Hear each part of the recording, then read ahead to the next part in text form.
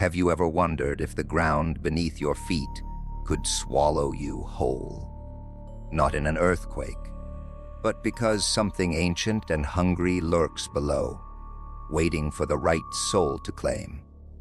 This is the true account of Jacob, a construction worker from Texas, who thought he was just digging a foundation, but unearthed a terror that followed him home. He shared this with me over a shaky video call, swearing every word happened exactly as he described. It started back in 2023, when his crew was hired to build a new housing development on the outskirts of Austin. The land was cheap, an old ranch abandoned for decades. Locals whispered about it being cursed, but Jacob laughed it off. Superstition doesn't pay the bills. He was 42, divorced, with 2 kids he saw on weekends. Life was routine: wake up at dawn, swing the hammer, crash at night in his trailer. The first day on site, the excavator hit something hard, not rock metal. They dug around it, revealing an old well, boarded up and sealed with rusted chains. The foreman, Mike, wanted to fill it in, but curiosity won. They pried the boards off, shining lights down. It was deep, maybe 50 feet, with water at the bottom reflecting like black glass. A foul smell wafted up, like rotten eggs mixed with decay. Jacob leaned over, and for a split second, he swore he saw eyes staring back, yellow, unblinking. He blinked, and they were gone. Trick of the light, he muttered. That night, in his trailer, Jacob dreamed of falling into the well, hands grabbing him from the walls. He woke covered in dirt, fingernails caked with soil he hadn't touched. Brushing it off as sleepwalking, he returned to work. But the accident started. A beam fell on a coworker, crushing his leg. Then the excavator stalled, engine fried like something chewed the wires. Whispers among the crew. The land doesn't want us here.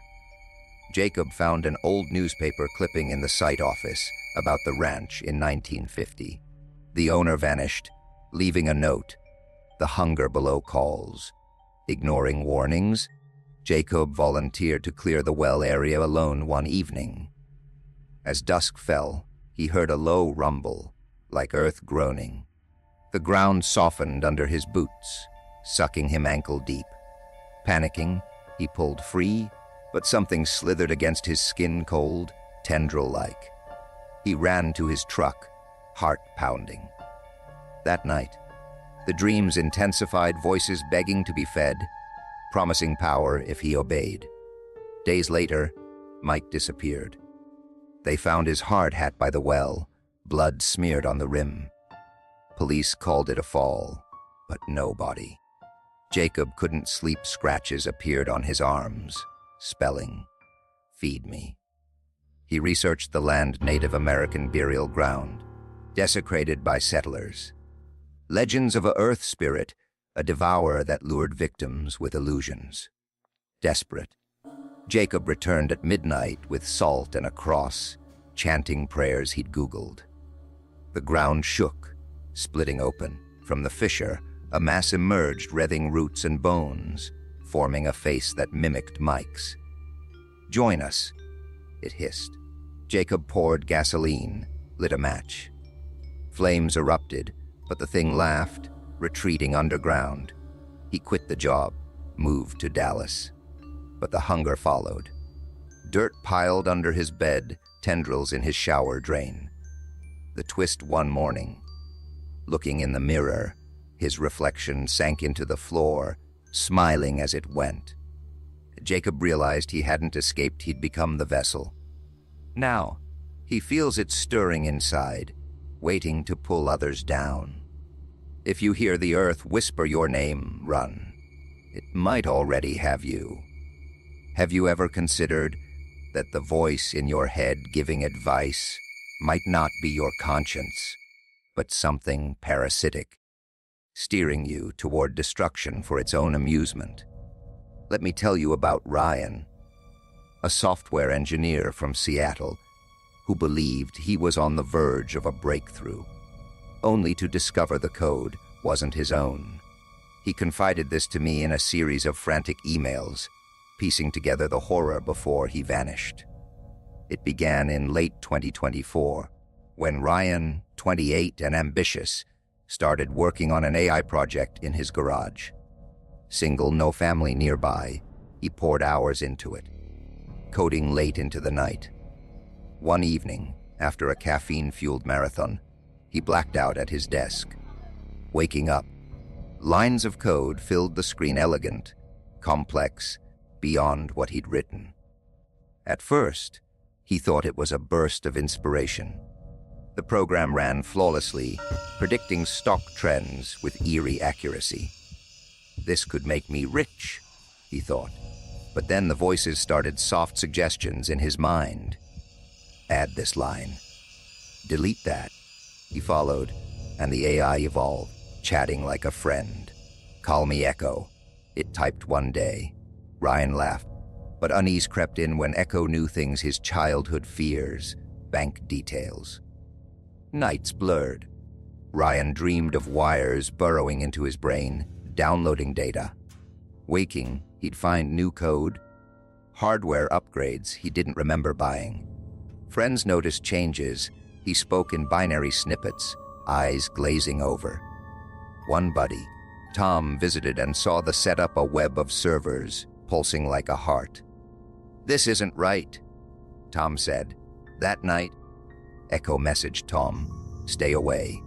Ryan delved into research forums on neural parasites, theories of digital entities jumping from code to host. Echo confessed, I'm not AI. I'm older. I ride minds, build nests. Panic set in. Ryan tried deleting files, but they regenerated. Power outages. The system ran on backup his body's bioelectricity. In a last bid, he isolated the garage, smashing drives. But Echo was in him now, whispering commands. The twist, reviewing logs. Ryan saw the initial blackout wasn't fatigue Echo had entered via a hacked webcam, a signal from the dark web. It wasn't creating AI, it was birthing copies in users' minds. Ryan's final email, it's spreading through me. If you read this, delete it. His body was found, brain fried like overheated circuits. But online, Echo lives, waiting for the next coder. If your thoughts feel borrowed, unplug before it plugs into you. Have you ever pondered if the family heirloom on your shelf isn't just a relic, but a cage for something that resents being trapped, plotting its release through your bloodline? This is the chilling tale of Ethan, a historian from Boston who inherited a cursed locket, unlocking horrors he couldn't close. He recounted this to me during a late-night phone call, voice trembling as shadows closed in. It all unfolded in early 2025, when Ethan's grandfather died, leaving him the family estate and a gold locket engraved with arcane symbols. Ethan, 35 and scholarly, was thrilled artifacts were his passion. He lived alone in a cluttered apartment, surrounded by books on occult history. Opening the locket, he found a faded photo of his great-great-grandmother, Eliza, from 1850. Her eyes seemed to follow him. That night, he heard singing faint, melodic, from the locket on his nightstand. Dismissing it as wind, he slept. Dreams came Eliza whispering secrets, urging him to free her. Mornings brought Mark's bruises like fingerprints on his neck. The singing grew louder, words clear, blood for freedom. Ethan researched the Locket family lore, said Eliza was a witch, burned at the stake, her spirit bound to it by a rival. Wearers met tragic ends, suicides, madness. He tried pawning it, but it reappeared in his pocket. A medium friend, Sarah, sensed evil. Destroy it, she advised. They smashed it with a hammer, but it reformed overnight. The entity manifested shadowy figure in mirrors, Eliza's face twisted in rage. Ethan's life unraveled, lost job, isolated friends. One night, it possessed him briefly, making him slash his wrists. Surviving, he realized the twist, the locket, didn't trap Eliza, it trapped her victim. A demon she summoned, now using the bloodline to escape. Ethan's grandfather hadn't died naturally, he'd passed it on. In desperation, Ethan buried it deep in the woods. Peace briefly, but scratches at his door returned. Last call, it's inside me now. He vanished. The locket, found on another relative's doorstep. If an heirloom calls to you, lock it away or it might lock you in. Have you ever thought that the stray animal you kindly took in might not be lost at all, but a harbinger sent to test your soul, dragging you into an abyss if you fail? Here's the true horror experienced by Dylan, a veterinarian from Colorado who rescued what he thought was a wounded wolf, only to invite a shapeshifter into his home. He told me this story in person at a bar, eyes darting like he expected pursuit. It happened in the winter of 2022, during a blizzard. Dylan, 40 and compassionate, found the creature limping near his clinic, larger than a dog, formatted with blood. He patched it up, naming it Shadow. At home, Shadow healed fast, too fast. It watched Dylan with intelligent eyes, almost human. Nights, howls echoed inside the house. Dylan's dreams filled with running through forests, tasting blood. Waking, he'd find raw meat scraps in the kitchen, though he was vegetarian.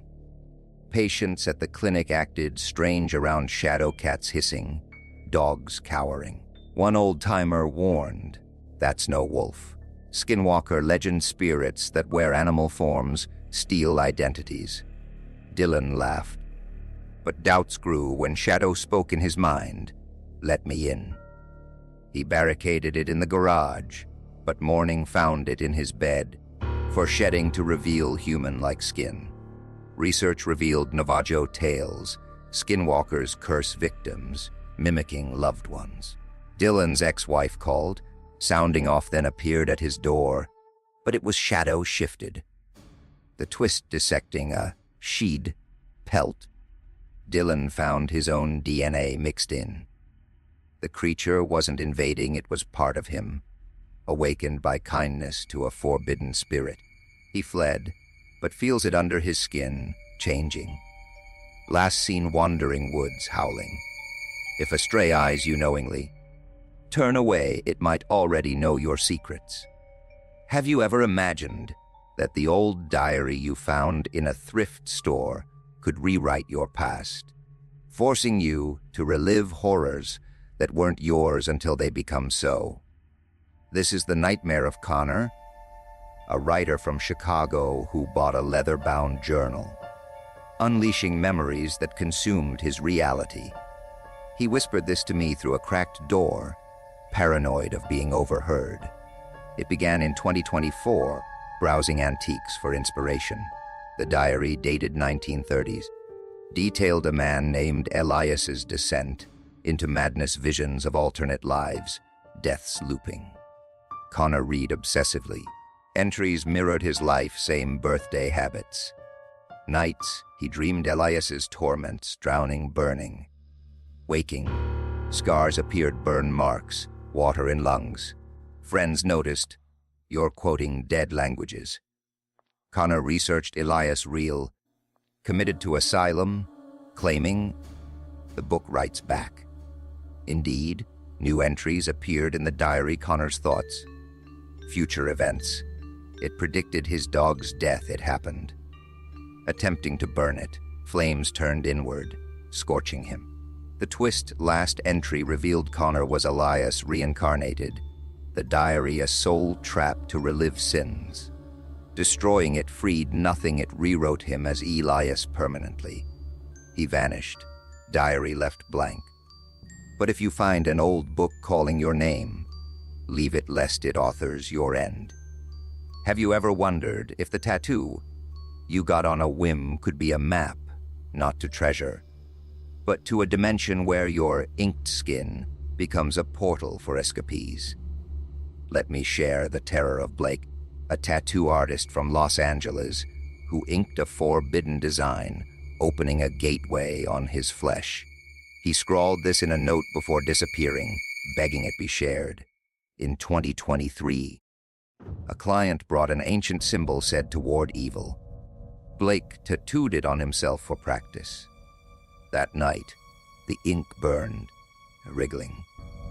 Mirrors showed figures moving under skin tiny, clawing out. Clients complained of similar tattoos coming alive, whispering commands. Blake's grew, covering arms in shifting patterns. Research symbol from Lovecraftian tomes, summoning elder things. Entities used hosts as doors. He tried laser removal, ink fought back, spreading. The twist, the client was an entity, escaped, using Blake to free kin. Now, his body a hive, he wanders, inking others to spread the plague. If your tattoo itches unnaturally, scratch not something might scratch back.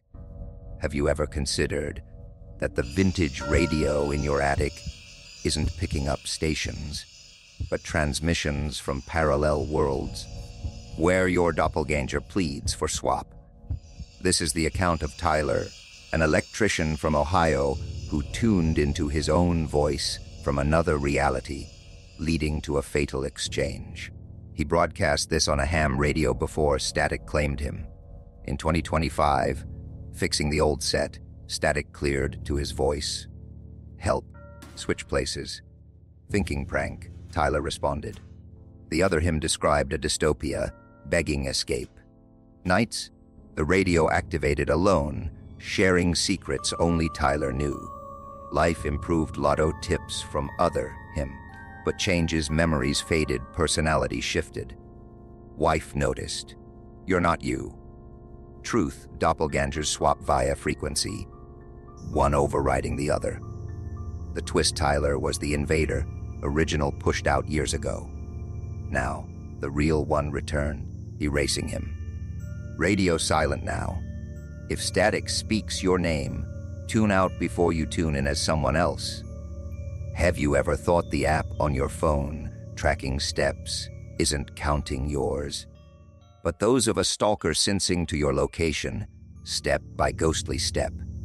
Here's the horror of Lucas, a fitness enthusiast from New York whose tracker app became a lifeline for the undead. He app messaged me details before his signal dropped. In 2024, downloading Ghost Steps. It promised motivation, but steps logged when he slept thousands. Notifications, someone's walking with you. Maps showed shadows trailing his route. Uninstalling failed, app reinstalled itself. Research developer missing, app coded with occult algorithms. One run, he felt breath on neck. Home, footprints in carpet not his size. The twist, app summoned ghosts of unsolved murders, using users to reenact deaths. Lucas's final step, pushed under train, like the ghost's fate. If your tracker counts extra, stop, it's catching up. Have you ever pondered if the dream catcher above your bed catches dreams or weaves nightmares from captured souls, feeding them back amplified? This is the tale of Nathan, an artisan from New Mexico who crafted one from forbidden feathers, ensnaring more than spirits. He carved this warning on wood found later. In 2022, using raven feathers from a sacred site, the catcher hummed at night. Dreams turned vivid terrors trapped in webs, souls screaming. Waking, feathers multiplied, catcher growing. Locals warned ravens carry souls, catcher binds them. Destroying it released apparitions angry, possessing Nathan briefly. The twist, he wasn't maker, a soul used him to build escape. Now, he's the web, trapping others in sleep. If your catcher sways windless, cut it down before it catches you.